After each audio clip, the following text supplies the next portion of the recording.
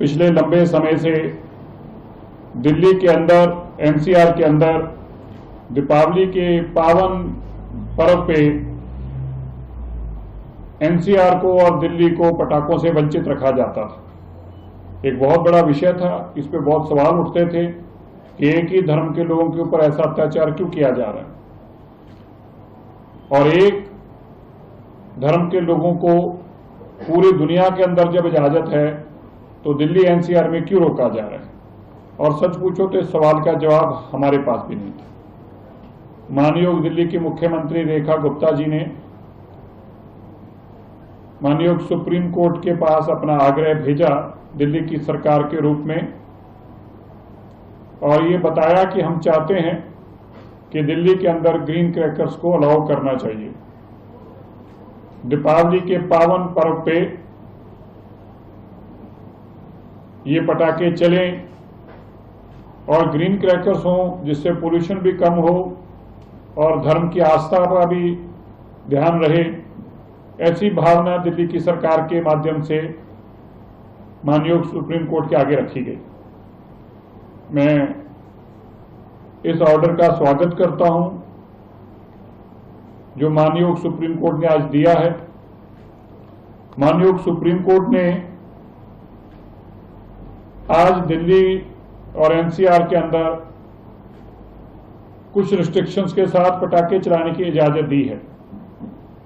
दिल्ली के अंदर पटाखे 18 तारीख से 20 तारीख तक चलाए जा सकेंगे।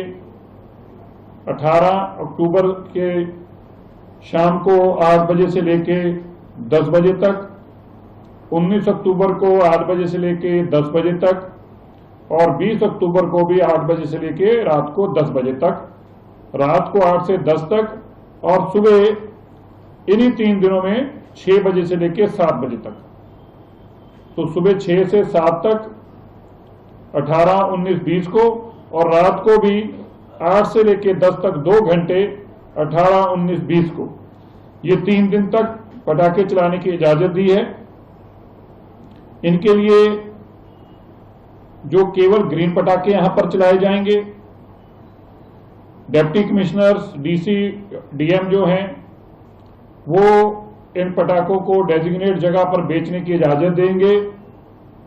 ये पटाखे केवल जो नीली की और पीएसओ पैसों की जो नॉर्म्स हैं, जो ग्रीन पटाखों को डिफाइन करती हैं, केवल उन्हीं ग्रीन पटाखों को एनसीआर दिल्ली में लाने की इजाजत होगी और चलाने की इजाजत होगी। इस दौरान ना तो लड़ी पटाखों वाली जो लड़ी चलती है वो चलाई जाएगी, और ना ही ई कॉमर्स में जो ऑनलाइन पटाखे ऑर्डर किए जाते हैं ई कॉमर्स के माध्यम से, ये बिल्कुल नहीं होंगे।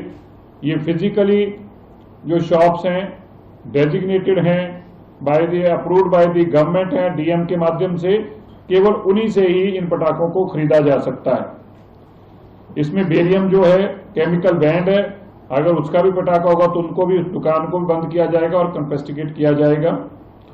इसके साथ जो लाइसेंसी हैं, जो मैन्युफैक्चरर्स हैं, ये वही इंश्योर करेंगे कि उनके पटाखे दिल्ली में और एनसीआर में ना आए जो ग्रीन पटाखे नहीं हैं। इसको फिर ध्यान से समझ लीजिएगा। जो मैन्युफैक्चरर हैं, लाइसेंसी, वो इंश्योर करेंगे कि केवल ग्रीन पटाखे ही दिल्ली में आए, उनके नॉर्मल पटाखे दिल्ली में ना, एनसीआर में ना आए, ये वो खुद इंश्योर करेंगे।